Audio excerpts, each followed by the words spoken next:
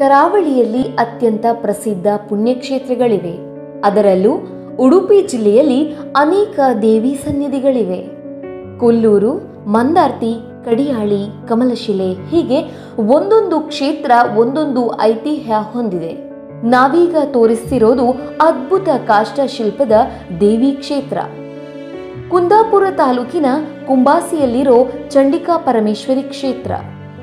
ದೀಪಾವಳಿ ಸಂದರ್ಭದಲ್ಲಿ ಇಲ್ಲಿ ವಿಶೇಷ ಪೂಜೆ ನಡೆಯುತ್ತೆ.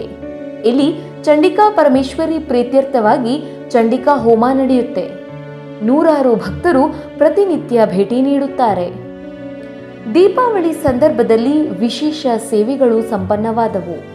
ಈ ದೇವಸ್ಥಾನಕ್ಕೆ ಭೇಟಿ ಕೊಟ್ಟಾಗ ಕಾಷ್ಟಶಿಲ್ಪದ ಅದ್ಭುತ ಪ್ರಪಂಚ ಅನಾವರಣಗೊಳ್ಳುತ್ತದೆ.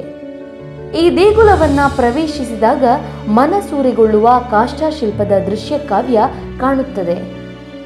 ಹೊಯ್ಸಳ ಮತ್ತು ಚೋಳ ಶೈಲಿಯ ಮರದ ಕೆತ್ತನೆಗಳು ಆಕರ್ಷಕವಾಗಿ ಮೂಡಿಬಂದಿದೆ.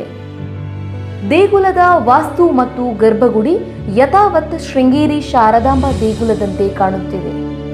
ಸಾಲ ಭಂಜಿಕೆಗಳು ಮತ್ತು ಸಾಲಾಂಧ್ರ ಕೆತ್ತನೆಗಳು, ಮೇಲ್ಛಾವಣಿಯ ಬುರುಜುಗಳು, ಅಡ್ಡಪಟ್ಟಿ ಸಾಲುಗಳು ಅದ್ಭುತವಾಗಿದೆ.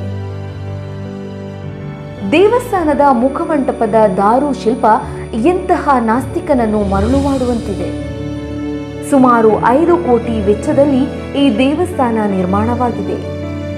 ಇಂದಿನ ಪೀಳಿಗೆಗೆ ಐತಿಹಾಸಿಕ ಶಿಲ್ಪ ಜ್ಞಾನಗಳನ್ನು ಪರಿಚಯಿಸಲು ಇಂತಹ ದೇಗುಲಗಳ ಅಗತ್ಯವಿದೆ.